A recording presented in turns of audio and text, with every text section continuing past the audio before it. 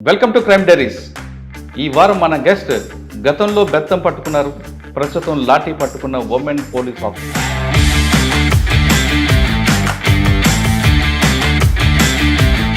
Best investigation women officer కూడా ఆవిడే. పేరు లతా కుమారి గారు, DSP, Andhra Pradesh police.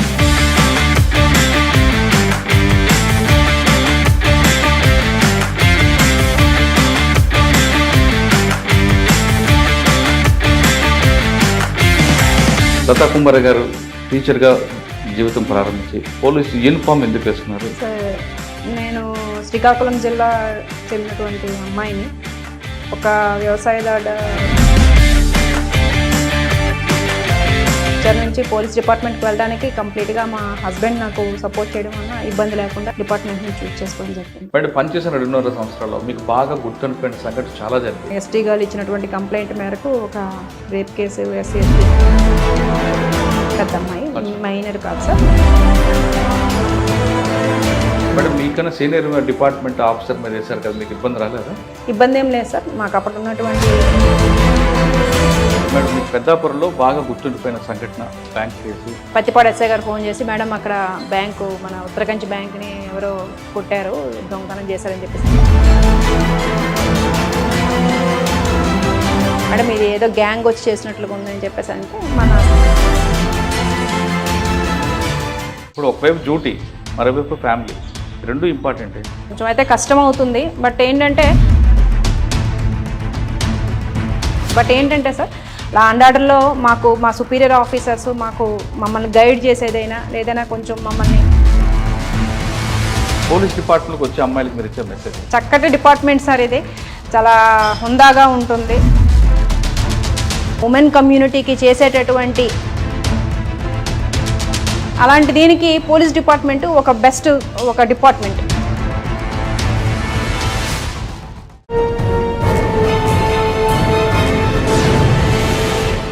Welcome to crime diaries.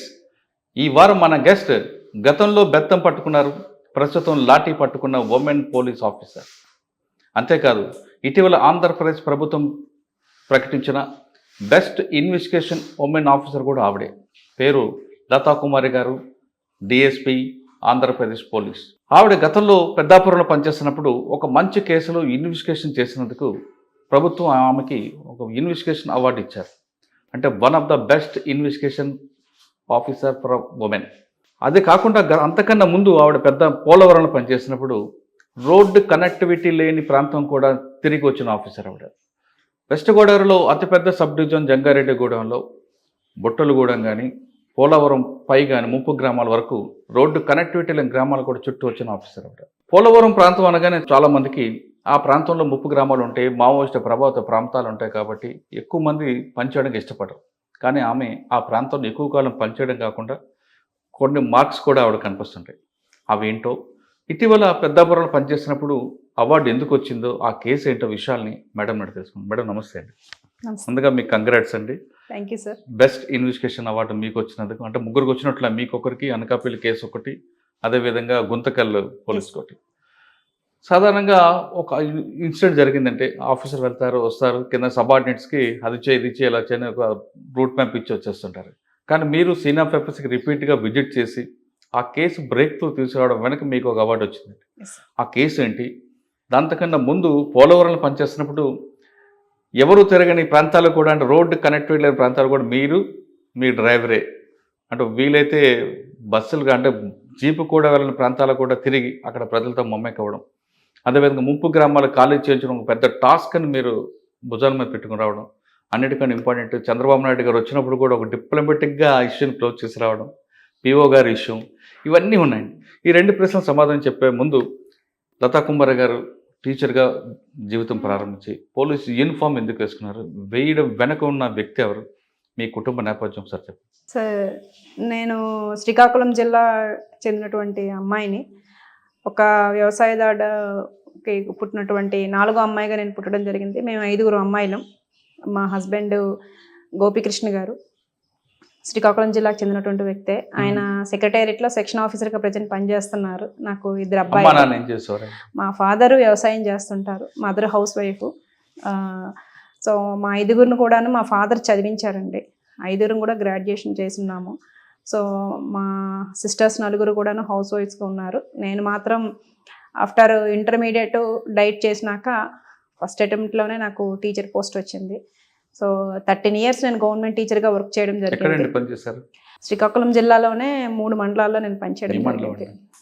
Jalumuru మండలంలోనే కొత్తూరు, తిమడాము, గోటువాడలో నేను వర్క్ చేయడం జరిగింది 13 years. సో 13 years వర్కింగ్ కూడా చాలా సాటిస్ఫాక్షన్గా వర్క్ చేయడం జరిగింది. ఆఫ్టర్ దట్ టీచింగ్లో ఉండగానే మా హస్బెండ్ నన్ను గ్రూప్స్ వైపు నన్ను ఇంట్రెస్ట్ చూపించడంతో నన్ను ఎంకరేజ్ చేయడం మొదలుపెట్టారు. సో బేస్డ్ ఆన్ దట్ నేను 2018లో రిక్రూట్మెంట్ జరిగిన దాని ప్రకారం నేను డిఎస్పీగా సెలెక్ట్ అవ్వడం జరిగింది. దీనికంటే ఒక ముందు 3 Group 1 ఇంటర్వ్యూస్ను కూడా నేను అటెంప్ట్ చేయడం జరిగింది. సో ఇది నాది 4th Group 1 interview.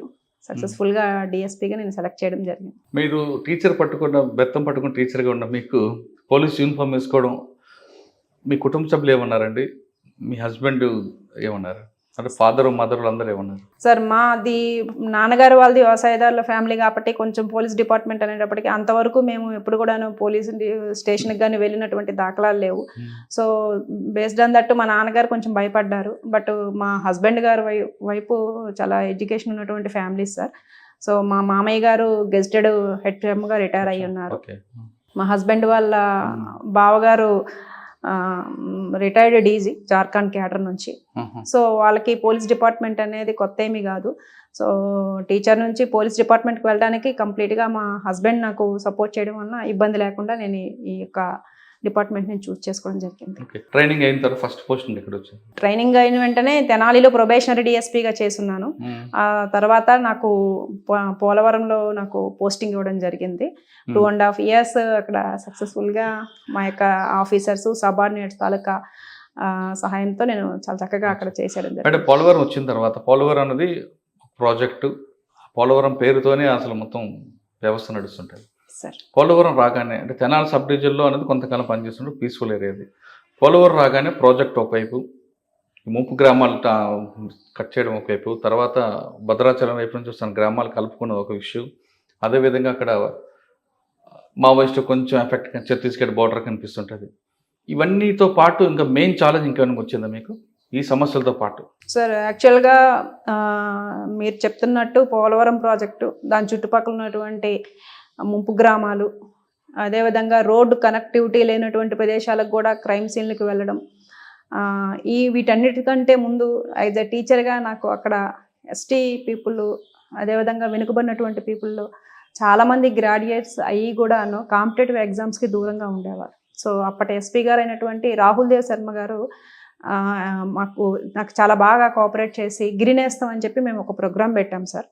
So sir తాలూకా ఆర్థిక సహకారంతో మేము ఆ ప్రోగ్రాం ద్వారా సుమారు 7.5 లక్షల రూపాయలు పుస్తకాలని మేము ఎస్ఐ మరియు కానిస్టేబుల్కి సంబంధించినటువంటి పుస్తకాలని మేము మొత్తం 7 మండలాల్లో ఉన్నటువంటి ముంపు మండలాలు 7 మండలాల్లో ఉన్నటువంటి ఎస్టీ పీపుల్కి, ముఖ్యంగా ఎస్టీ స్టూడెంట్స్కి ఇవ్వడం జరిగింది. ఇది కాకుండా రాహుల్ దేవ్ శర్మ గారి ఆధ్వర్యంలోనే అప్పటి కలెక్టర్ అయినటువంటి వెంకటేష్ గారు సార్ ఆధ్వర్యంలో బుట్టాయిగూడెం ఐటీడీఏలో ఒక ప్రోగ్రామ్ స్టార్ట్ చేయడం జరిగింది సార్. అది కూడా గిరినేస్తం ప్రోగ్రాంలో భాగంగానే చేసాము. సుమారు 80 మంది ఎస్టీ స్టూడెంట్స్కి మేము ఎస్ఐ ట్రైనింగ్ ఇప్పించడం జరిగింది సార్ ఆధ్వర్యంలోనే, కలెక్టర్ గారి తాలూకా ఆర్థిక సహకారంతో. సో దగ్గర 100 days ప్రోగ్రామ్ సార్ అది.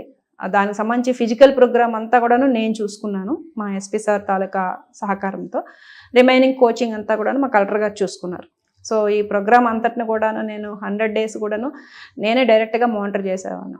సో మా ఆర్ఐ గారు, మా ఏలూరు డిస్ట్రిక్ట్ ఆర్ఐ గారు ఇన్స్ట్రక్టర్ని పంపించి మార్నింగ్ ఈవినింగ్ సెషన్స్ పెట్టి వాళ్ళకి కోచింగ్ ఇవ్వడం జరిగింది. ఆ కోచింగ్ అవుతుండగానే నేను ఇటు ట్రాన్స్ఫర్. కానీ పోలవరం అనగానే ఎవరు ఆఫీస్లో ఇంట్రెస్ట్ చూపించారు కదండి, ఎక్కువ కాలం పనిచేయడానికి ఉండదు, ప్లస్ అదంతా ఐసోలేట్ ఏరియా అని, ఒక పక్క ఎఫెక్టెడ్ అని. మరి మీరు 2.5 సంవత్సరాలు అలా పనిచేశారండి sir. First posting urban area నుంచి వచ్చారు, కంప్లీట్ రూరల్ ఎస్ సార్. యాక్చువల్గా ఫస్ట్ పోస్టింగ్ ఏజెన్సీ అనేటప్పటికల్లా కొంచెం భయం వేసింది సార్. బట్ ఏంటంటే మంచి ఆఫీసర్స్ నన్ను డైరెక్ట్ చేశారు. Rahul Dev sir especially sir దగ్గర నేను 2 years చేస్తున్నాను. సో సార్ చాలా బాగా గైడ్ చేశారు నన్ను. ఏదైనా ఇన్సిడెంట్స్ అయినా ఏదైనా మంచి మంచి కేసులు ఏవైనా సరే కూడాను నన్ను డైరెక్ట్ చేసి ఇట్లా ఇట్లా చేయాలని చెప్పేసి చెప్పుకొచ్చేవాళ్ళు. మీరన్నది నిజమే. వేలేరుపాడు, కుకునూరు లాంటివి సుమారు 100+ కిలోమీటర్స్ ఉన్నటువంటివి. అక్కడ కూడా మాకు SC ST కేసులు, అదేవిధంగా పోక్సో కేసులు లేదా ఇతర ఇంపార్టెంట్ ఈవెంట్స్ జరిగేటప్పుడు, వరదలు వచ్చేటప్పుడు, సో ఇవన్నీ జరిగేటప్పుడు కొంచెం కష్టం ఉండేది. బట్ ఆఫీసర్ సపోర్ట్, మా మెన్ సపోర్ట్తో నేను ఈజీగా చేయడం జరిగింది. బట్ వీటన్నిటికంటే ముందు ఏంటంటే ఇంట్రెస్ట్ సార్. పోలీస్ డిపార్ట్మెంట్ని ఇంట్రెస్ట్తో రావడం జరిగింది కాబట్టి అక్కడ చేయడం ఏమీ నాకు కష్టం అవ్వలేదు. కానీ మొత్తం సబ్ డివిజన్ అంతా మీరు తిరిగి వచ్చారట కదండి. మీరు తెలియని గ్రామం లేదంటే మీరు తిరగని బస్సు, తిరగని గూడెం లేదంట కదా అక్కడ. Exactly sir. 2.5 years అనేది పెద్ద పీరియడ్ సార్. సో అన్ని విలేజెస్, అన్ని ఏరియాస్, అన్ని రిమోట్ ప్లేసెస్ అన్ని తిరిగారా? Yes sir. 90% నేను పోలవరం సబ్ డివిజన్ నేను కవర్ చేశాను సార్. అంటే నేను ఉండగానే అంటే చింతూరు వైపు కూడా వచ్చారు మీరు? Yes sir. అటు భద్రాచలం వరకు వెళ్ళాం సార్. భద్రాచలంలో కూడా చాలా కేసులు ఉండేవి మాకు కుకునూరు లిమిట్స్ సంబంధించి. అదేవిధంగా చింతూరు వైపు కూడా మాకు ఉంటాయి కాబట్టి సో బేస్డ్ ఆన్ దట్ నేనైతే నా ఏరియాలో మొత్తం ఫారెస్ట్ ఏరియా అయితేనేమి, లేదంటే నార్మల్ ఏరియా అయితేనేమి అంతా కూడా నేను విజిట్. అంటే కనెక్టివిటీ బస్సులో వెహికల్ వెళ్ళడం ఒకటే మేడం, కానీ కనెక్టివిటీ లేని ఏరియాలో ఎలా వెళ్ళేవారు మీరు? మా ఎస్ఐ గారు ఎవరైతే లోకల్ ఎస్ఐ ఉంటారో ఆ లోకల్ ఎస్ఐతో బండితో వెళ్ళేదాన్ని సార్. నాకు 2-wheeler కూడా నాకు డ్రైవింగ్ వచ్చు కాబట్టి సో కొన్ని కొంచెం గట్టిగా ఉండే ఏరియాస్కి అండ్ కొన్ని ఏరియాస్కి అయితే మాకు బోట్ సార్. వేలేరుపాడులో ఒక 3-4 విలేజెస్కి ఏం కనెక్టివిటీ ఉండదు సార్. సో బోట్తోనే వెళ్ళి బోట్తోనే వచ్చేవాళ్ళం సార్. Yes sir. బట్ పనిచేసిన 2.5 సంవత్సరాల్లో మీకు బాగా గుర్తుండిపోయిన సంఘటన చాలా జరిగాయి సార్. ఒక్కొక్క ఇష్యూకి ఒక్కొక్క టాపిక్ జరిగింది మీతో అక్కడ ఇన్సిడెంట్. ఒక్కొక్క ఇన్సిడెంట్ చెప్పండి. ఫస్ట్ ముంపు గ్రామాలు ఖాళీ చేయడం టాస్క్ ఎలా తీసారండి? సార్ నేను వెళ్ళేటప్పటికే చాలా వరకు ముంపు గ్రామాలని మనం పైకి తీసుకురావడం జరిగింది సార్. బట్ కొన్ని లిమిట్స్ మా పోలవరం పైన ఉన్నటువంటి కొన్ని విలేజెస్ మాత్రము నేను ఉండేటప్పుడు ఖాళీ చేయించడం జరిగింది సార్. అప్పుడు మా లోకల్గా ఉన్నటువంటి ఇన్స్పెక్టర్ గారు, ఎస్ఐలు, మా రెవెన్యూ ఆఫీసర్స్ వీళ్ళందరితో కలిపి జాగ్రత్తగా వాళ్ళని మోటివేట్ చేసి ప్రభుత్వం తాలూకా జేఎం చెప్పి వాళ్ళు ఎంత సాక్రిఫైస్ చేస్తున్నారో చెప్పడం ద్వారా జాగ్రత్తగా. వాళ్ళు వినరండి, ఆదివాసీ గిరిజనులు వినేవారు కాదే సార్.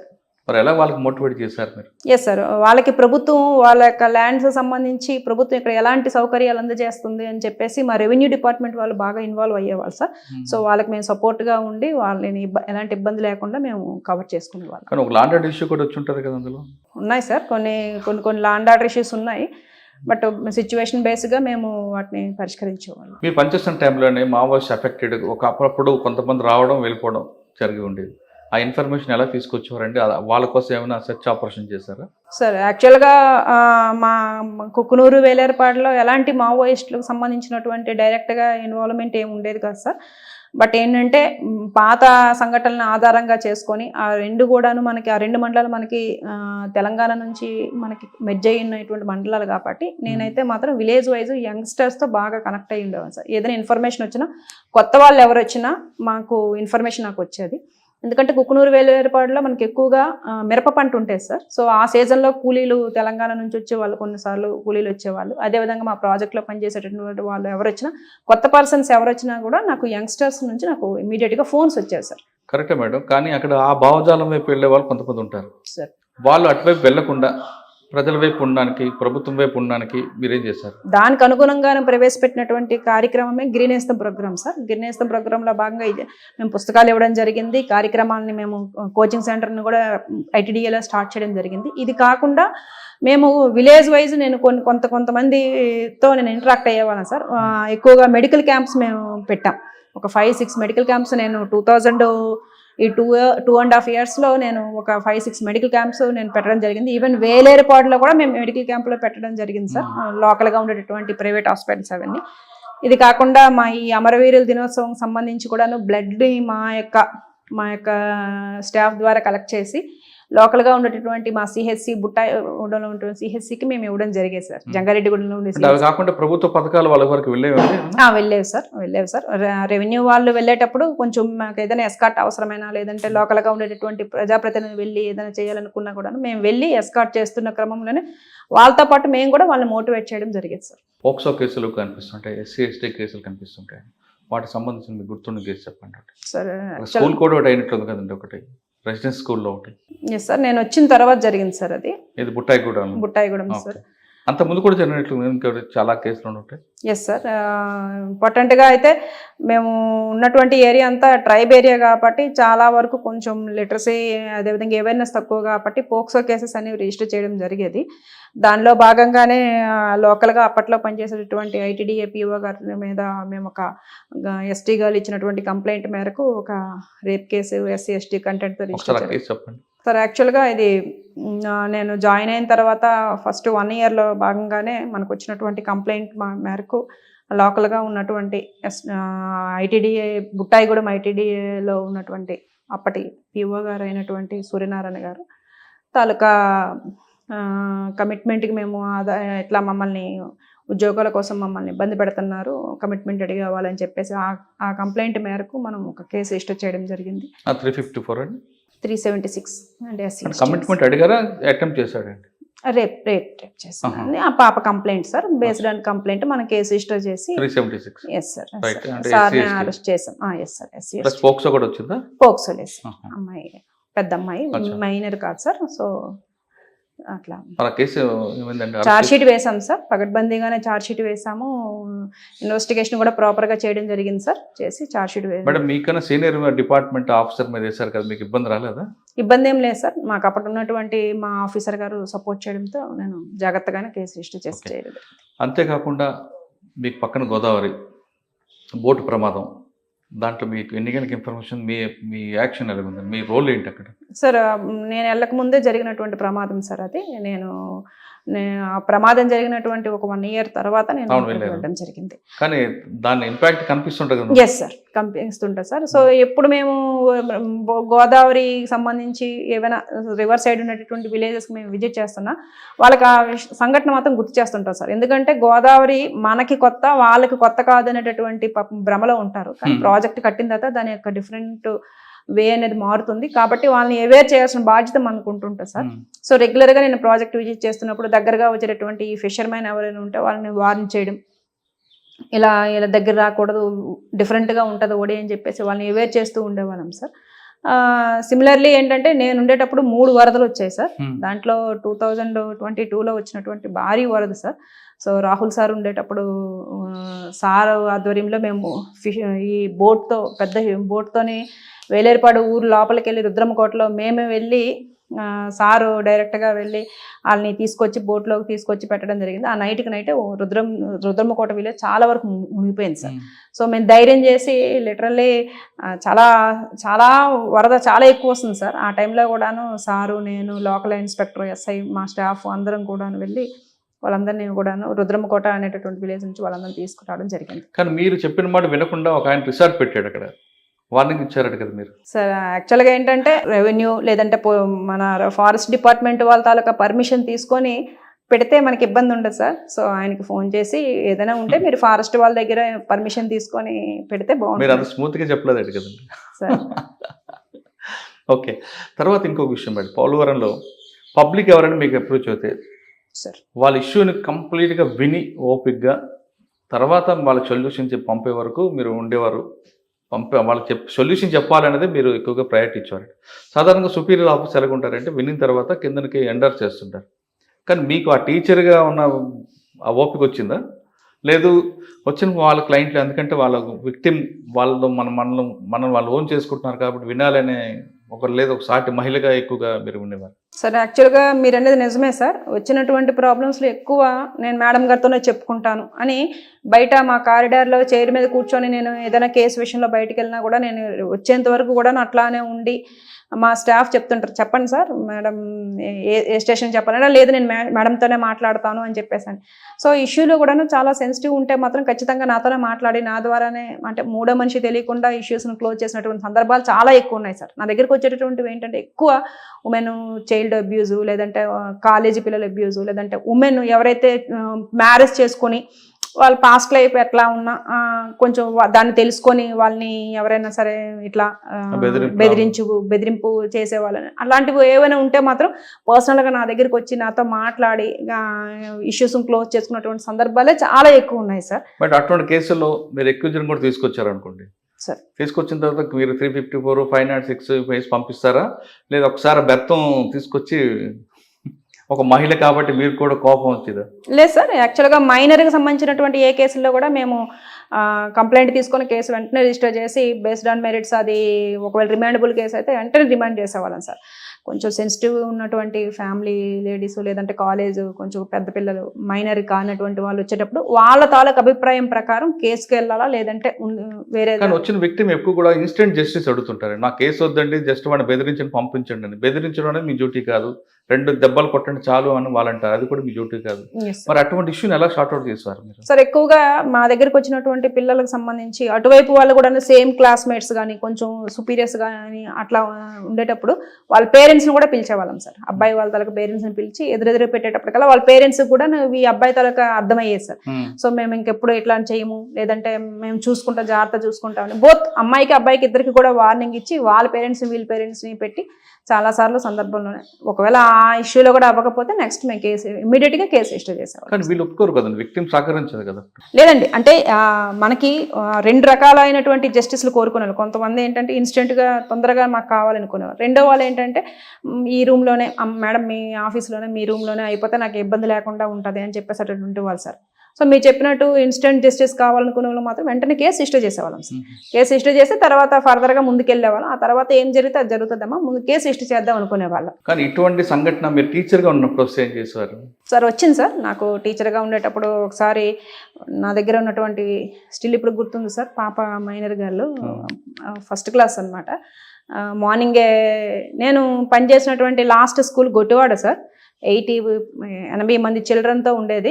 ఎక్కువ మంది మైగ్రేట్ అయిపోయేవాళ్ళు అన్నమాట పేరెంట్స్. సో ఇయర్లీ ట్వైస్ వచ్చేవాళ్ళు. వచ్చినప్పుడు నా స్కూల్కి నా దగ్గరికి వచ్చి కొంచెం డబ్బులు ఇచ్చి పిల్లలకి బుక్స్ గట్టా ఏదైనా అవసరమైతే చూడండి అమ్మా అని చెప్పేసి అని అట్లా. సో పేరెంట్స్ లేనటువంటి పిల్లలు కొంచెం ఇండిసిప్లైన్గా కొంచెం నీట్గా లేకుండా వచ్చేటటువంటి వాళ్ళు. ఆ క్రమంలో కూడాను నేను కాస్త వాళ్ళకి సంస్కారం నేర్పి చాలా నీట్గా ఉంచేవాను సార్.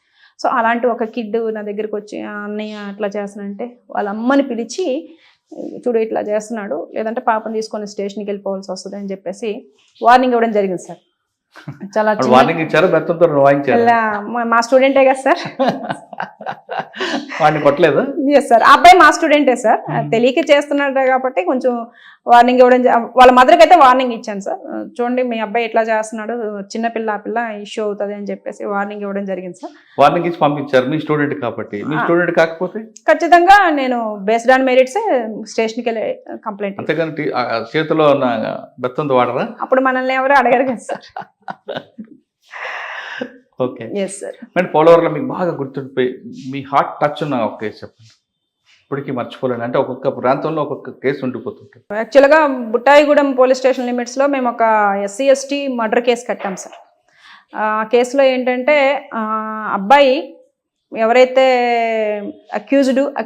మెయిన్ అక్యూజ్డ్ ఉన్నాడో ఆ యొక్క చనిపోయినటువంటి వాళ్ళ సొంత తమ్ముడు కొడుకు సార్. సో ట్రైబ్స్ సార్, చాలా చక్కటి ఫ్యామిలీ. అబ్బాయి కూడా ఎడ్యుకేటెడ్ సార్. కానీ ఏంటంటే ఫైనాన్షియల్ ఇష్యూస్ సంబంధించి ఫ్యామిలీలో కూడా ఏవో చిన్న ఇష్యూస్ అవడం వల్ల పెదనాన్నగారిని ఫ్రెండ్స్ సహాయంతో మర్డర్ చేసేసాడు సార్. మర్డర్ చేసేసి తల తీసేసి వేరే చెరువులో వేసేసి ఇంకా ఆ రోజంతా కూడా మనం అక్కడే తిరుగుతుంటే మనతో పాటు తిరుగుతున్నాడు అనమాట. తిరుగుతున్నాడు కానీ మనకి ఇంకా ఐడియా వచ్చేసింది సార్ ఈయన మనకి అక్యూజ్డ్ అని చెప్పేసి.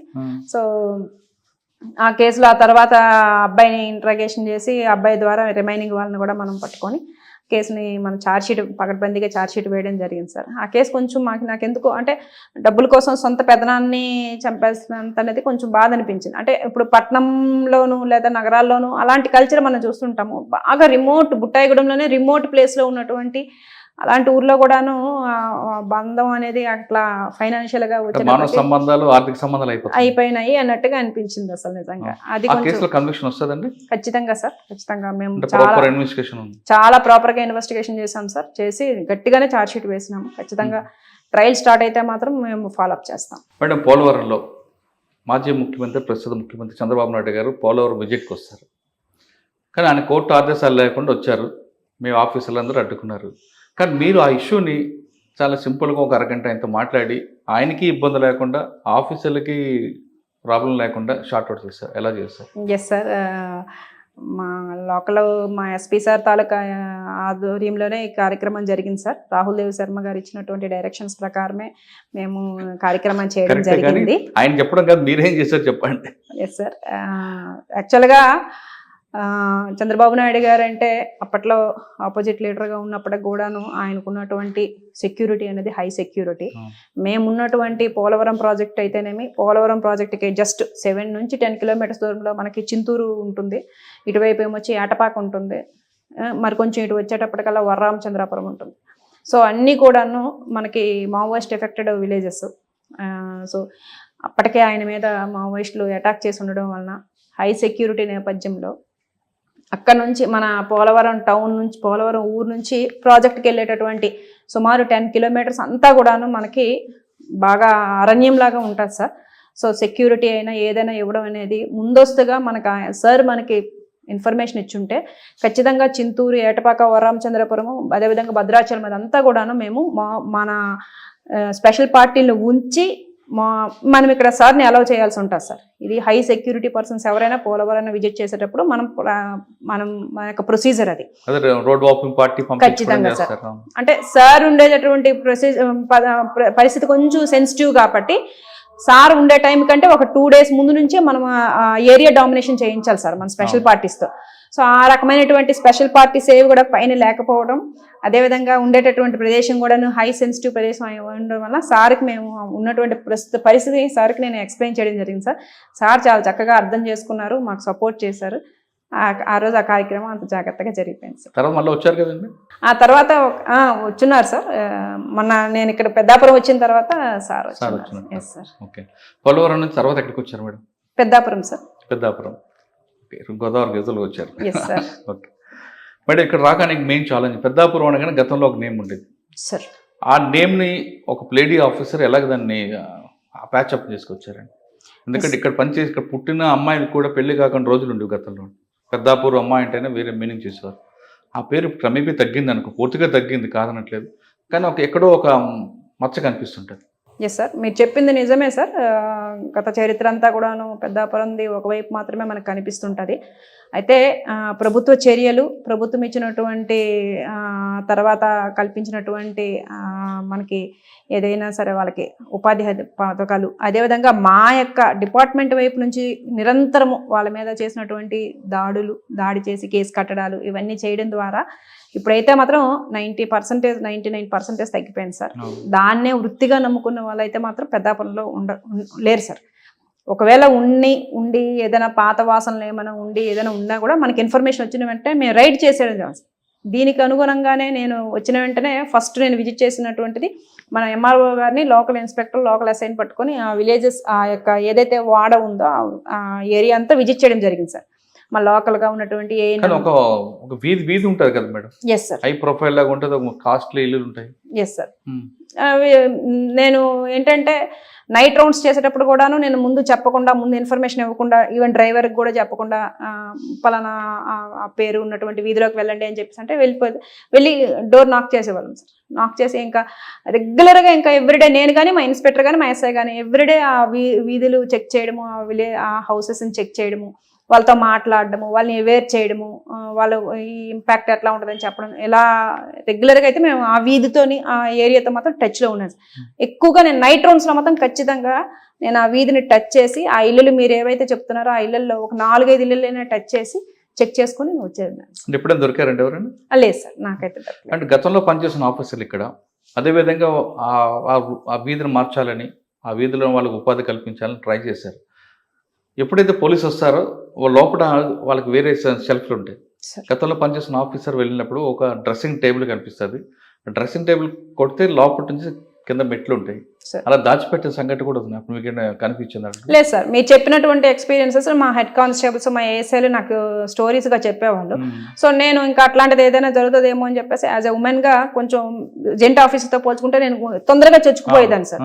సో వెళ్ళి ఇంకా వాళ్ళు వస్తున్నారా లేదా అని ఏం లేకుండా నేనే వెళ్ళి మొత్తం చెక్ చేసుకొని మా ఉమెన్ కానిస్టేబుల్స్ వాళ్ళని, పాతగా ఉండేటటువంటి ఉమెన్ కానిస్టేబుల్స్ వాళ్ళని తీసుకొని వెళ్ళి మీరు చెప్పినట్టుగానే అవంతా చెక్ చేసేవాళ్ళు. బట్ ప్రజెంట్ అయితే అట్లాంటి మూమెంట్ ఏమీ లేదు సార్. కానీ ఒక ఆయన ఉన్నాడు, ఆయన మీద మర్డర్ కేసు కూడా ఉంటుందండి, దొరికాడు? అవును సార్, సన్నీ ఉన్నాడు ఇప్పుడు? ఉన్నాడు సార్. ఆయన ప్రెజెంట్ అయితే ఇంకా కంట్రోల్లోనే ఉన్నాడు సార్. ఇప్పుడు వచ్చినటువంటి కొత్త ఎస్పీ సార్ కూడా బాగా కంట్రోల్గా పెట్టడం జరిగింది. మేడం, వాళ్ళు ఆ కుటుంబాలన్నీ మీరు అన్నట్లుగా నిజంగా తగ్గిందండి, దానికి నమ్మాల్సిందే ఎవరైనా సార్. 99% లేదు, ఎవరో 1% ఎక్కడైనా ఉంటుంది. అది ప్రతి ఊర్లో ఉన్నలాగానే మనం చూడాలి. ఈ 99% ఒకప్పుడు విలాసవంత జీవితం మనదించి ఇప్పుడు పరిస్థితి ఎలాగుందండి? అంటే నేను వచ్చిన తర్వాత నేను విజిట్ చేసినటువంటి విలేజెస్లో చాలా వరకు కూడాను ఆ హౌసెస్లో నాకు ఎక్కడ కూడాను యంగ్స్టర్స్ ఎవరు కనిపించలేదు సార్. ఈమె అప్పుడు చేసేదంట, ఈమె అప్పుడు చేసేదంట అని మా స్టాఫ్ చెప్పేవాళ్ళు. అట్లాంటి వాళ్ళు తప్పిస్తే నాకు యంగ్గా కనిపించేవాళ్ళు లేదా 30 yearsలో కనిపించేవాళ్ళు. అట్లా ఒకరిద్దరు కనిపించినా వాళ్ళు ఆల్రెడీ వేరే ఉపాధి కార్యక్రమాల్లో ఉండడం జరిగింది సార్. సో మీరు చెప్పిన దాని ప్రకారం అయితే మాత్రం ఇదివరకు అయితే వాళ్ళు విలాసవంతమైనటువంటి గొప్ప జీవితం గడిపి ఉండొచ్చు. ప్రజెంట్ అయితే నార్మల్ లైఫ్లోనే ఉన్నారు సార్. నేను ఆ వృత్తిని మనం కించపరచడం కాదు కదండి. ఒక కుటుంబం ఆర్థిక పరిస్థితి, పిల్లలు పోషించడానికి ఒక మహిళ పనిచేస్తుంది, కానీ ఏదో డబ్బు సంపాదించాలని విలాసం కోసం చేసేవాళ్ళు చాలా తక్కువ మంది ఉంటారు. దాని మీదే డిపెండ్ అయ్యి డబ్బులు సంపాదించేవారు వేరే వాళ్ళు ఉంటారు, వాళ్ళు పీటా కేసులు పెడుతుంటారు. ఈ సెక్టర్ కాకుండా కింద మనం ఎవరైతే గ్రౌండ్ ఉన్నారో తన ఒళ్ళు అమ్ముకొని పిల్లలు పోషణ కోసం చేస్తుంటారు, వాళ్ళ పరిస్థితి ఎలాగుందండి? మీరు చెప్తున్నటువంటి రకంలో ఉండేటటువంటి వాళ్ళు ఎవరు నాకు ఈ 1.5 yearలో తారసపడలేదు సార్. కేవలం అదే వృత్తి చేసి పిల్లల్ని పోషించాలనేటువంటి పరిస్థితి అయితే అప్పుడు ఉండేదేమో కానీ సార్, ఇప్పుడైతే ప్రభుత్వ పథకాలు అయితేనేమి, లేదా ఉద్యోగాలు అయితేనేమి, లేదా ఇతర వ్యాపార కార్యక్రమాలు, ఎస్హెచ్జి గ్రూప్స్, ఇవన్నిట్లో కూడా వాళ్ళు సభ్యులుగా ఉంటున్నారు కాబట్టి మీరు చెప్పిన పరిస్థితి ఇప్పుడైతే ఉండకపోవచ్చు. వాళ్ళ మీద డిపెండ్ అయ్యే ఒక బ్యాచ్ ఉంటుందండి, చెప్పిన పీటా బ్రోకర్ వాళ్ళు ఉన్నారండి. ఖచ్చితంగా సార్, మేము కేసు కట్టేటప్పుడు వీళ్ళని విక్టిమ్స్గా పెట్టి వాళ్ళ మీద మేము ఎక్కువగా కేసులు కడుతుంటాం కాబట్టి వాళ్ళ ప్రభావం అయితే బాగా తగ్గింది సార్. తగ్గిందండి. మేడం, మీకు పెద్దాపురంలో బాగా గుర్తుండిపోయిన సంఘటన, బ్యాంక్ కేసు, మీకు ఎన్ని గంటలకు కాల్ వచ్చింది, మీరందరూ ఎన్ని గంటలకు అక్కడ రష్ అయిపోయారు? యాక్చువల్గా నాకు ఏదైనా కేసు సంబంధించి ఏదైనా అఫెన్స్ జరిగిన వెంటనే కూడాను మా లోకల్ ఎస్ఐ కానీ లోకల్ ఇన్స్పెక్టర్ కానీ వెంటనే ఫోన్ చేస్తారు సార్. సో ఫోన్ చేసిన వెంటనే నేను మా సుపీరియర్ ఆఫీసర్కి ముందు ఇన్ఫర్మేషన్ ఇచ్చేసి వెంటనే నేను క్రైమ్ సీన్కి స్టార్ట్ అయిపోతాను. సో బేస్డ్ ఆన్ దట్ ఆ రోజు మార్నింగ్ కూడాను 8 అట్లా ఇన్ఫర్మేషన్ రావడం జరిగింది, 8:30 ఆ టైం కల్లా. సో నాకు మా పత్తిపాడు ఎస్ఐ గారు ఫోన్ చేసి, మేడం అక్కడ బ్యాంకు, మన ఉత్తరకంచి బ్యాంక్ని ఎవరో కొట్టారు, దొంగతనం చేశారని చెప్పేసి అంటే, సో అన్ని బ్యాంకుల కేసులు లాగానే ఇది కూడాను చిన్న బ్యాంక్ కేసు అని చెప్పేసి అనుకొని మా ఎస్పీ సార్కి ఇన్ఫర్మేషన్ ఇచ్చాను. సార్ బ్యాంకు ఇట్లా వీళ్ళు కొట్టేశారంట, నేను వెళ్తున్నానని చెప్పేసి అంటే, సరే క్లూస్ టీమ్ని, డాగ్ స్క్వాడ్ని కూడా తీసుకువెళ్ళండి అని చెప్పేసి సతీష్ సార్ చెప్పడం జరిగింది. సో అట్లానే అక్కడికి వెళ్ళి చూసేటప్పటికల్లా లోపలికి మొదట మా క్లూస్ టీమ్ని, డాగ్ స్క్వాడ్ని కూడా లోపలికి పంపించడం జరిగింది. వాళ్ళు అవసరమైనటువంటి సైంటిఫిక్గా అన్ని తీసుకోవడం జరిగిన తర్వాత మా కంప్లైంట్ అయినటువంటి మా బ్యాంక్ మేనేజర్ గారిని, అదేవిధంగా సుపీరియర్ వాళ్ళ తాలూకా రీజనల్ ఆఫీసర్స్ కూడా వచ్చేసారు అప్పటికే. సో వచ్చేసినాక వాళ్ళని పట్టుకొని మేము లోపలికి వెళ్ళిన తర్వాత లోపల జరిగిన బేబస్సును చూసి ఇంకా మా బ్యాంక్ మేనేజర్ గారు ఎస్టిమేషన్ ఎంత ఉండొచ్చు అంటే ఆయనేమో crores రూపీస్ చెప్పేటప్పటికల్లా ఇంకా ఇదేదే చిన్న కేసు కాదనుకొని అంటే ఎస్పీ సార్కి మేము చెప్పడం జరిగింది. సార్ ఇది తక్కువ అమౌంట్ కాదు సార్, ఇది crores రూపీస్లో ఉన్నట్టుంది అంటే సార్ వెంటనే వచ్చేసినారు. సార్ కూడాను సార్ తాలూకా 3 ప్రొబేషనరీస్ ఉన్నారు, ఒక ఐపీఎస్ ప్రొబేషనరీ, 2 ప్రొబేషనరీ డిఎస్పీస్, మొత్తం 3 పట్టుకొని అదేవిధంగా రిమైనింగ్స్ కొంతమంది ఆఫీసర్స్ని పట్టుకుని నాలెడ్జ్ ఉన్నటువంటి ఐటీ కోర్ వాళ్ళని పట్టుకొని వచ్చేయడం జరిగింది. సో కేసు కోసం సంబంధించి లోపల ముందు సార్ దగ్గర మేనేజర్ గారి దగ్గర కంప్లైంట్ తీసుకొని లోపలికి వెళ్ళి చూస్తే మనకి ఆక్సిజన్ సిలిండర్స్, అదేవిధంగా మామూలు గ్యాస్ సిలిండర్స్, ఇతర ఎక్విప్మెంట్ చాలా ఉందన్నమాట అక్కడ. సో చూడగానే మా యొక్క ఆఫీసర్స్ ఏమంటున్నారంటే లోకల్గా ఉండేటటువంటి వాళ్ళు, మేడం ఇది ఏదో గ్యాంగ్ వచ్చి చేసినట్లుగా ఉందని చెప్పేసి అంటే మన CCTNSలో చెక్ చేయడం జరిగింది. ఇలాంటి అఫెన్సెస్ మనకి చుట్టుపక్కల ఉన్నటువంటి జిల్లాల్లోనూ రాష్ట్రాల నుంచి జరిగితే చెక్ చేసేటప్పటికి మనకి బేదర్లో జరిగింది, అదేవిధంగా తెలంగాణలోను, ఆసిఫాబాద్లోను, మన భద్రాద్రి కొత్తగూడెం జిల్లాలో కూడా మనకు జరిగింది. సో ఆ వెంటనే ఆ ఇన్స్పెక్టర్స్తోని, ఆ SHOస్తోని, అదేవిధంగా ఆ యొక్క DSPస్తోని మాట్లాడి CD ఫైల్స్ అన్నీ కూడా మేము సాఫ్ట్ కాపీలు తీసుకొచ్చి అందులో ఉన్నటువంటి వాళ్ళ అఫెండర్స్ అందరినీ కూడా మనం తీసుకురావడం జరిగింది. తీసుకొని వచ్చిన తర్వాత మనకు ఒక ఐడియా అయితే వచ్చింది, ఏదో నార్త్ గ్యాంగ్ ఏదో చేసింది అన్నట్లు మనకు ఒక ఐడియా వస్తుంది. సో మనకి బ్యాంక్ ఎదురుగానే ఒక చిన్న షాప్ ఉందన్నమాట, జ్యువెలరీ షాప్. ఆ జ్యువెలరీ షాప్లో చక్కగా ఒక సీసీ క్యామ్ ఆయన బ్యాంక్ వైపు పెట్టి ఉన్నారు. బ్యాంక్లో లేదంటే బ్యాంక్లో ఉన్నాయి, కానీ ఆ గ్యాంగ్ ఏంటంటే మొదట ఏంటంటే బ్యాంక్లో ఉన్నటువంటి ఏదైతే ఆ యొక్క సీసీ కెమెరాస్ ఉంటే వాటిని కట్ చేసేస్తారు. వాళ్ళ ఎంఓలో అది ఫస్ట్ పార్ట్ అన్నమాట. సో మనకి బ్యాంక్ ముందు ఉన్నటువంటి ఆ యొక్క షాప్లో ఉన్నటువంటిది చెక్ చేసినప్పుడు ఒక 6 మెంబర్స్తో ఉన్నటువంటి ఒక గ్యాంగ్ లోపలికి రావడం జరిగింది. వాళ్ళతో పాటు రకరకాల ఎక్విప్మెంట్స్, ఆక్సిజన్ సిలిండర్స్ నీట్గా మనకి కనిపిస్తున్నాయి, నీడల్లో కనిపిస్తున్నాయి. సో మనకి క్లియర్ కొంతమందితో ఉన్నటువంటి గ్యాంగ్ వచ్చి రాబరీ చేసింది అని చెప్పేసి మనకి ఒక ఐడియా అయితే వచ్చిందనమాట. So next based on that మనం కొన్ని టీమ్స్ని ఏర్పాటు చేయడం జరిగింది. మొత్తం కేసు ఇన్వెస్టిగేషన్ అంతా కూడాను ఎస్డిపిఓ పెద్దాపురంగా నేను చేసినప్పటికి కూడాను మొత్తం డైరెక్షన్ అంతా కూడాను మా ఎస్పీ సతీష్ కుమార్ ఆధ్వర్యంలోనే జరిగింది. సో టీమ్స్ని ఏర్పాటు చేసి కొంత టీంని ఉత్తరప్రదేశ్ని, కొంత టీంని వెస్ట్ బెంగాల్, కొంత టీంని మహారాష్ట్ర పంపించడం ద్వారా అదేవిధంగా లోకల్గా కూడా ఇన్ఫర్మేషన్ సేకరించి అత్యద్భుతమైనటువంటి ఇన్వెస్టిగేషన్ని మా ఎస్పీ సతీష్ కుమార్ గారి ద్వారా మేము చేయడం జరిగింది. బేస్డ్ ఆన్ దట్ చాలా వరకు అమౌంట్ని మేము లీడ్ ఎక్కడ వచ్చిందండి? మీకు సీసీ కెమెరాలు దొరికింది. Yes sir. మీకు ఫర్దర్ ఇన్వెస్టిగేషన్ అక్కడ అది ఒకటే సరిపోదు కదా? Yes sir. యాక్చువల్గా ఏంటంటే మనకి ఎన్ రూట్లో ఉన్నటువంటి సీసీ కెమెరాస్ అన్నింటిని కూడా చెక్ చేసుకునే క్రమంలో ఏంటంటే మనకు అక్కడ ఉన్నటువంటి మధ్య మార్గంలో ఉన్నటువంటి ఒక స్మాల్ ఇండస్ట్రీలో ఎంహెచ్ రిజిస్ట్రేషన్తో ఉన్నటువంటి ఒక కారు ఉందన్నమాట, ఎక్స్యూవీ కార్. ఆ ఎంహెచ్ రిజిస్ట్రేషన్తో కారు ఎప్పుడైతే ఉందో అది రిమోట్ ఏరియా, ఉత్తరగంజ్ అనేది మనకి పత్తిపాడు హైవే నుంచి చాలా రిమోట్ ఏరియా. అలాంటి రిమోట్ ఏరియాలో మనకి ఎంహెచ్ రిజిస్ట్రేషన్తో కారు ఉండేటప్పటికి మనకి సస్పీషియస్గా అనిపించింది. ఇదే కార్ని లీడ్గా తీసుకుంటూ మనం పత్తిపాడు, అదేవిధంగా కిర్లంపూడి, అదేవిధంగా దివిలి, సామర్లకోట వరకు మనం సీసీ కెమెరా వెరిఫై చేసుకుని వస్తే ఆ కారు సామర్లకోట టౌన్ వరకు వచ్చి సామర్లకోట టౌన్తో ఆగిపోయింది అనమాట. సో ఆగిపోయినటువంటి ఏరియాను మనం చెక్ చేసుకున్నప్పుడు ముస్లిం ఏరియా అయ్యిందనమాట. సో అప్పటికే మనకి రకరకాల పోలీస్ స్టేషన్స్ నుంచి మన ఫొటోస్ని తీసుకొచ్చాం, అదేవిధంగా టవర్ డంప్ అక్కడ తీసుకున్నాము. ఈ క్రమంలో ఏంటంటే ఈ ఫొటోస్ని, ఈ కార్ని మనం చూపించుకుంటూ ఆ ముస్లిం ఏరియాలో, ఆ యొక్క సామర్లకోట ముస్లిం ఏరియాలో మనం వస్తున్నప్పుడు అక్కడ చికెన్ షాప్ యజమాని ఈ కార్ ఇక్కడే 4 days నుంచి ఉంది అని చెప్పేసి కన్ఫర్మ్ చేశాం. ఈ ఇందులో మనం ఫొటోస్ చూపిస్తున్నాం, డిఫరెంట్ మనం చూపిస్తే ఈడు నిన్న లేదా మొన్న మా దగ్గరికి చికెన్ కొనడానికి వచ్చాడు, ఇతనితో పాటు ఇంకోళ్ళు ఉన్నారు, ఇంకొక 6 ఉన్నారు, ఇగోండి ఈ ఇంట్లోనే రెంట్కి తిన్నారు, ఒక 5-6 days నుంచే ఉన్నారు ఇక్కడ అని చెప్పి మనకు ఒక గొప్ప లీడ్ మాకు సామర్లకోట పోలీస్ స్టేషన్ లిమిట్స్లో ఉన్నటువంటి ఆ ముస్లిం ఏరియా నుంచి రావడం జరిగింది. సో అక్కడ నుంచి లీడ్ తీసుకొని ఆ ఇంటి ఓనర్ ఎవరైతే మనకి రాజమండ్రిలో ఉంటారు, ఇంటి అసలు ఓనరు, ఆ పక్కన ఉన్నటువంటి ఓనర్కి కీస్ ఇవ్వడం జరిగింది. ఆ ఇంటి ఓనర్ గారు మనకి ఇచ్చినటువంటి లీడ్ ద్వారా మనం రిమైనింగ్ ఈ ఆక్సిజన్ సిలిండర్స్ ఎక్కడి నుంచి దొంగలాడారు, అదేవిధంగా వీళ్ళు థెఫ్ట్ చేసి ఎక్కడే వెళ్ళారు అని చెప్పేసి మనం టవర్ అనాలిసిస్, అదేవిధంగా ఐటీ కోరల ద్వారా సహకారంతో, అత్యంత ముఖ్యంగా ఏంటంటే ఇతర రాష్ట్రాల పోలీసులు ఎవరైతే మనకి Karnataka police, Uttar Pradesh police, west Bengal, Maharashtra police, వీళ్ళందరూ కూడాను మనకి ఉన్నత స్థాయిలో మా ఎస్పీ గారు చేసినటువంటి కృషి మూలంగా వాళ్ళందరూ కూడాను మా సహకారం అందించి మాకు ఈ యొక్క కేసులో మ్యాక్సిమం రికవరీ ఉండేలా చూస్తాం. మనకి వీళ్ళు 2 టీమ్స్ అండి, 2 గ్రూప్స్ ఉన్నారు. కొంతమంది ఏమొచ్చి మహారాష్ట్ర వాళ్ళు, కొంతమంది ఏమొచ్చి ఉత్తరప్రదేశ్ వాళ్ళు.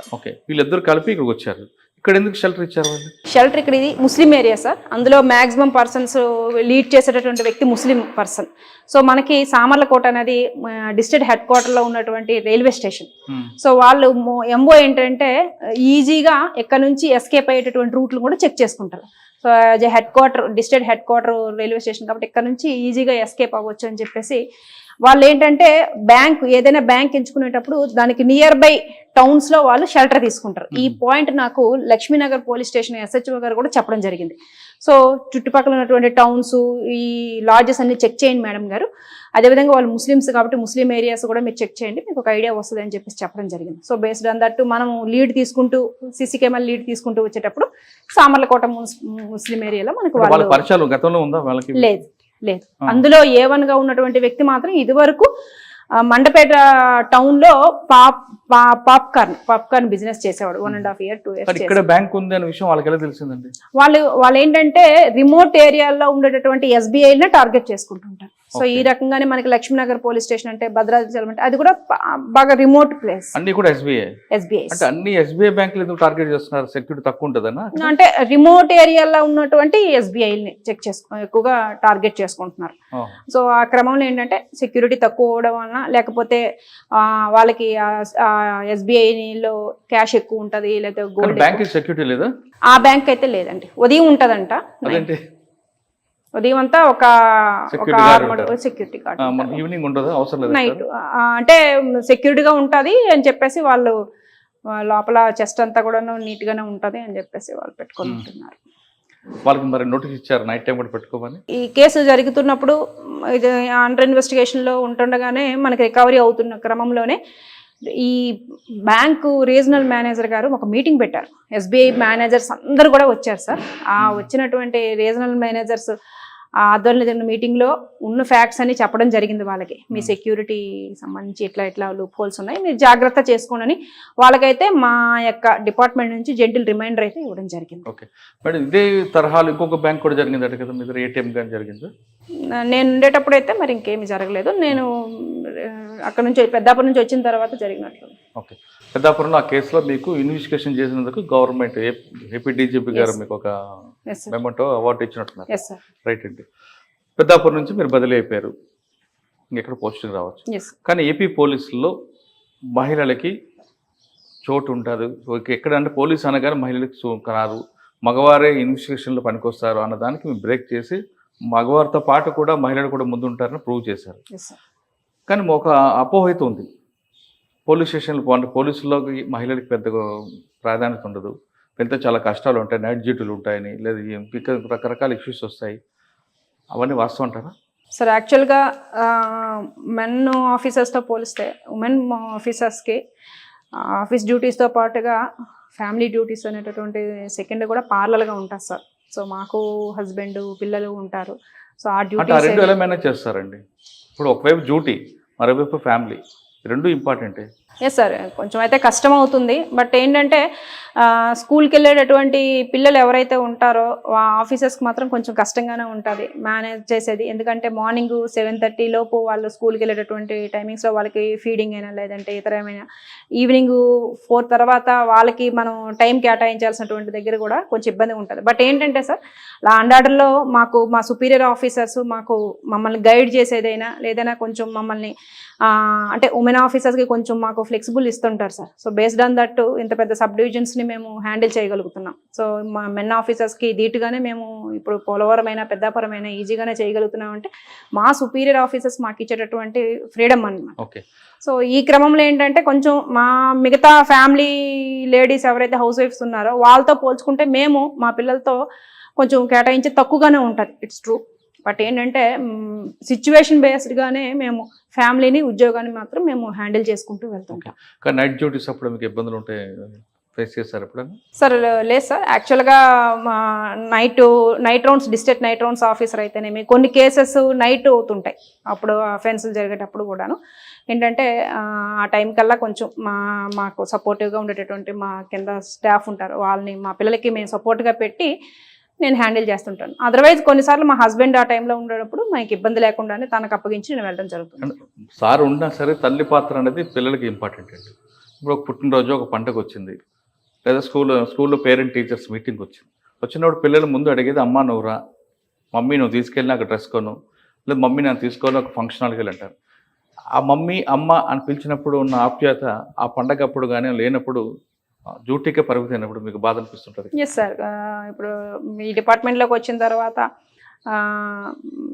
గోదావరి జిల్లాల ఆఫీసర్స్గా కొంచెం సంక్రాంతి పండుగ అనేది మాకు ఇంపార్టెంట్గా ఉంటుంది. సో ఆ క్రమంలో మేము సంక్రాంతి పండుగ అనేది సొంత ఊర్లకి వెళ్ళి చేసుకోవడం అనేది కొంచెం కష్టంగా ఉంటుంది. ఆ టైంలో కొంచెం మా సిస్టర్స్ని అయితేనేమి మా ఫ్యామిలీని మేము కొంచెం మిస్ అవుతుంటాం. బట్ ఏంటంటే ముందుగానే ఇవన్నీ కూడా డ్యూటీలో పార్ట్ ఉంటాయని మాకు తెలిసే మేము ఇందులోకి వచ్చాం కాబట్టి వీటిని ఎంజాయ్ చేయడం జరుగుతుంది. అదర్ సిచ్యువేషన్స్లో అదర్ డేస్లో వాటిని మేము ఉండేలా చూసుకుంటాం. కొన్ని త్యాగాలు చేస్తారు మేడం. డిపార్ట్మెంట్లో మహిళలు వచ్చిన తర్వాత మహిళలు అందరూ కూడా మానసికంగా ధైర్యంగా ఉంటారు, అందులో డౌటే లేదు. కానీ శారీరకంగా వాళ్ళకు కొన్ని ఇబ్బందులు ఉంటాయి. ఆ ఇష్యూని ఎలాగ మీరు షార్ట్అవుట్ చేస్తారు? సరే సార్, మీరు చెప్పింది నిజమే సార్.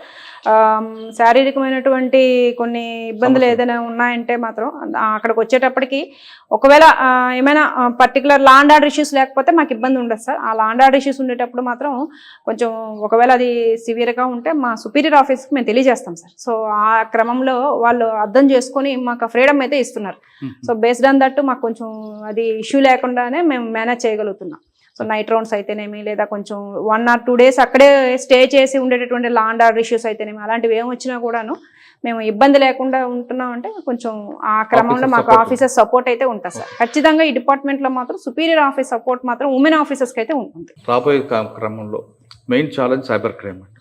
ఈ సైబర్ క్రైమ్ ఓవర్కమ్ చేయాలంటే డిటెక్షన్ బెస్ట్ అంటారా, ఇన్వెస్టిగేషన్ బెస్ట్ అంటారా, లేదు పబ్లిక్ అవేర్నెస్ బెస్ట్ అంటారా? సార్ ఫస్ట్ అయితే అవేర్నెస్ బెటర్ సార్. ఎందుకంటే సైబర్ క్రైమ్ అనేది ఏమీ చదువుకోలేనటువంటి వాళ్ళని స్మార్ట్ ఫోన్ ద్వారా వాళ్ళని మనం మోసం చేయలేము. ఎందుకంటే వాళ్ళు అసలు స్మార్ట్ ఫోనే వాడరు కాబట్టి. సో స్మార్ట్ ఫోన్ వాడుతున్నటువంటి చదువుకున్నటువంటి పిల్లలే సైబర్ క్రైమ్లో ముందు విక్టిమ్స్ అవుతున్నారు. సో ఫస్ట్ నేను చేసేటటువంటి టైంలో ఏమైనా కాలేజెస్ స్కూల్స్ వెళ్ళేటప్పుడు మాత్రం ఫస్ట్ ఆఫ్ ఆల్ ఏంటంటే సోషల్ మీడియాని మీరు ఎంత యూజ్ చేసుకోవాలో అంత యూజ్ చేసుకోండి. రిమైనింగ్ అన్నెసెసరీ యాప్స్ని, అంటే ఫోను చేతిలో ఉంటే ఊరికే ఇట్లా తీసేది తప్పిస్తే దాంట్లో మన కెరియర్కి ఏమైనా ఉపయోగపడేవి ఏమైనా ఉన్నాయనుకుంటే దాంతో పోల్చుకుంటే ఇలాంటి సోషల్ యాప్స్ అనేవి వాళ్ళకి పాపం ఎక్కువ ఇంట్రెస్ట్ చూపిస్తున్నారు. సో వాళ్ళకి లైవ్ ఎగ్జాంపుల్స్ నేను చూపిస్తుంటాను సార్. సో ఇదిగోండి ఈ కాలేజ్ అమ్మాయి ఇట్లా జరిగింది, ఈ కాలేజ్ అబ్బాయి ఇట్లా చేశాడు, లేదా ఈ చిన్న కిడ్ ఈ స్కూల్ కిడ్ ఇట్లా జరిగిందని చెప్పేసి live examples with videos, photos, మా యొక్క కేస్ డైరీస్ ఏవైతే ఉంటాయో వాటితోనే చెప్తే వాళ్ళు బాగా కనెక్ట్ అవుతారు. ఎస్పెషల్లీ మాకు ఆదిత్య కాలేజ్, ప్రగతి కాలేజీ, ఇంజనీరింగ్ కాలేజ్ అన్నింటిలో కూడాను నేను చాలా సైబర్ అవేర్నెస్ క్యాంపులు లైవ్ ఎగ్జాంపుల్స్తోనే వాళ్ళని అవేర్ చేయడం జరిగింది. వీటి తర్వాత ఏంటంటే కొన్ని హై స్కూల్స్ని మేము పేరెంట్స్తో కలిపి మీటింగ్స్ పెట్టడం జరిగింది. సో హై స్కూల్లో మన గవర్నమెంట్ వాళ్ళు ప్రొవైడ్ చేసినటువంటి ట్యాబ్స్ని వాళ్ళు ఏ విధంగా మిస్యూజ్ చేయకూడదు, మనం ఎట్లా కొంచెం అన్ఎడ్యుకేటెడ్ పేరెంట్స్ ఉన్నా కూడా వాళ్ళని మనం వాచ్ చేయొచ్చు అని చెప్పేసి పేరెంట్స్కి కూడా మేము క్లాసులు ఇచ్చినటువంటి సందర్భాలు ఉన్నాయి సార్. సో ఇది అవేర్నెస్లో భాగంగా. ఇంకా నెక్స్ట్ ఇన్వెస్టిగేషను, అదేవిధంగా క్రైమ్ డిటెక్షన్లో భాగంగా చాలా వరకు ఏంటంటే మాకు ప్రతి డిస్ట్రిక్ట్లో కూడాను cyber wing, IT core team అనేది ఒక స్పెషల్ వింగ్స్ ఉంటాయి సార్. అవి డైరెక్ట్గా మన గౌరవనీయులైనటువంటి ఎస్పీ సార్సే మనకి దాన్ని మానిటర్ చేస్తుంటారు. సో ఏదైనా సెన్సిటివ్ కేసు, ఏదైనా అమ్మాయిలకు సంబంధించి సెన్సిటివ్ సైబర్ క్రైమ్స్ వస్తే మాత్రం చాలా జాగ్రత్తగా మైన్యూట్గా వాచ్ చేస్తూ ఇన్వెస్టిగేషన్ చేసి ఎవరైతే ఉన్నాడో కల్ప్రిట్ లేదంటే ఆ అక్యూజ్డ్ ఉన్నాడో వాళ్ళని నీట్గా వాళ్ళని మనం ట్రేస్ అవుట్ చేసి రిమాండబుల్ సెక్షన్స్ అయితే రిమాండ్ చేయడం జరుగుతుంది. సో అవేర్నెస్ సార్, పేరెంట్స్కి పిల్లలకి ఇద్దరికి కూడా కంబైన్డ్గా మేము అవేర్నెస్ ఇవ్వడం ద్వారా చాలా వరకు దీన్ని తగ్గిస్తుంటాం. సైబర్ క్రైమ్ తర్వాత నెక్స్ట్ తీసుకుని ట్రాఫిక్ అండి. పబ్లిక్ ఎక్కువగా విక్టిమ్ అయ్యేది ట్రాఫిక్. రోడ్డు మీదకి వచ్చే వ్యక్తి గమ్యస్థానం చేరుకొని మళ్ళీ రావాలంటే ట్రాఫిక్. ఈ ట్రాఫిక్ సమస్యలో ఎన్ఫోర్స్మెంట్ ఉంటుంది, ఇంజనీరింగ్ ఉంటుంది, ఎడ్యుకేషన్ ఉంటుంది.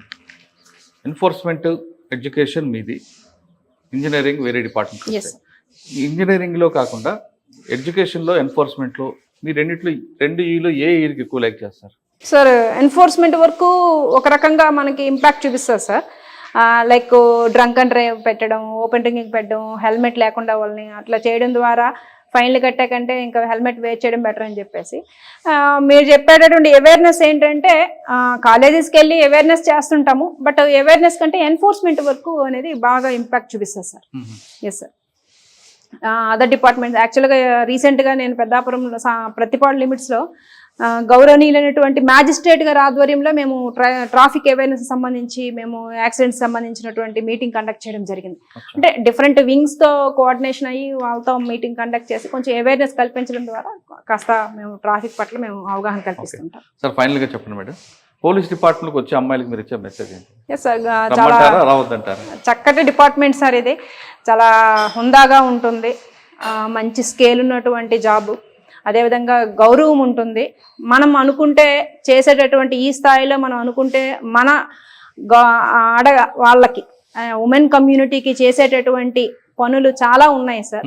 అంటే ఒక స్థాయిలో ఉండి చెప్పేటటువంటి మాటలకు విలువ ఉంటుంది. సో ఆ యొక్క స్థాయిని ఉపయోగించుకొని మనలాంటి అమ్మాయిలు లేదా రిమోట్ ఏరియాస్ నుంచి వచ్చినటువంటి అమ్మాయిల్ని మనం అవేర్ చేయడం ద్వారా, అదేవిధంగా వాళ్ళని ఎడ్యుకేట్ చేయడం ద్వారా గుడ్ రిజల్ట్స్ వస్తాయి. అలాంటి దీనికి పోలీస్ డిపార్ట్మెంట్ ఒక బెస్ట్ ఒక డిపార్ట్మెంట్.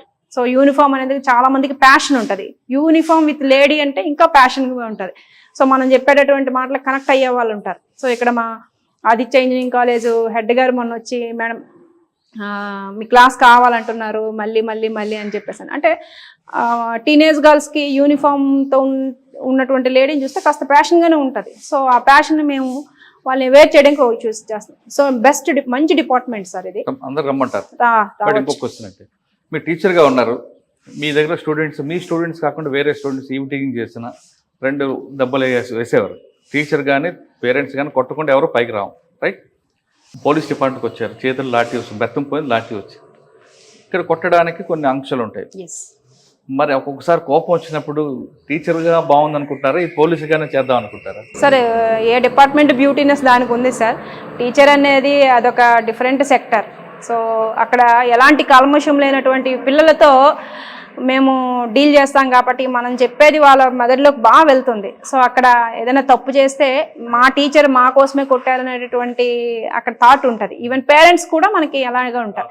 సో ఇంకోవైపుకి వచ్చేటప్పటికి పోలీస్ డిపార్ట్మెంట్ అంటే ఇక్కడ పిల్లలు ఉండరు సార్. పిల్లలతో పాటుగా పెద్దవాళ్ళు, రకరకాల ఏజ్ గ్రూప్స్తో ఉన్నటువంటి వాళ్ళు అందరూ ఉంటారు. అందరూ చట్టానికి లోబడి ఉంటారు. సో మేము ఇక్కడ డ్యూటీ చేస్తున్నది కూడా ఆ చట్టంకి పరిధిలో ఉంటుంది కాబట్టి ఏదైనా ఒకటి జరిగేటప్పుడు మానవ స్పందనగా కోపం వస్తుంటుంది సార్. బట్ దానికి పార్లల్గానే మాకు చట్టం అనేటటువంటిది ఒకటి ఉంటుంది కాబట్టి దానికి అనుగుణంగానే ముందుకెళ్తుంటాం. ప్రజలకు సేవ చేయాలంటే ముఖ్యంగా మహిళలు పోలీస్ డిపార్ట్మెంట్ రండి అంటున్నారు లతా కుమార్ గారు. ఈ డిపార్ట్మెంట్లో యూనిఫామ్ పోలీస్ ఆఫీసర్ అందరూ పర్టికులర్ ఉమెన్ అయితే అదొక ఛాలెంజబుల్ ఉంటుంది, ఛాలెంజ్గా ఉంటుంది, చూడడానికి కూడా అందంగా కనిపిస్తుంది, మన మాటకి విలువ ఇస్తారు. ముఖ్యంగా మన మాటని మహిళలు ఎక్కువగా ఆదరిస్తారు కాబట్టి ప్రతి ఒక్క అమ్మాయి కూడా పోలీస్ డిపార్ట్మెంట్ రండి, ప్రజలకు సేవ చేయాలంటే the best platform police department అంటూ లతా కుమార్ గారు చెప్తున్నారు. ఇది లతా కుమార్ గారు ఎక్స్క్లూజివ్. వచ్చే వారం మరో గెస్ట్తో మళ్ళీ కలుద్దాం. అంతవరకు నమస్తే. Thank you madam. Thank you very much.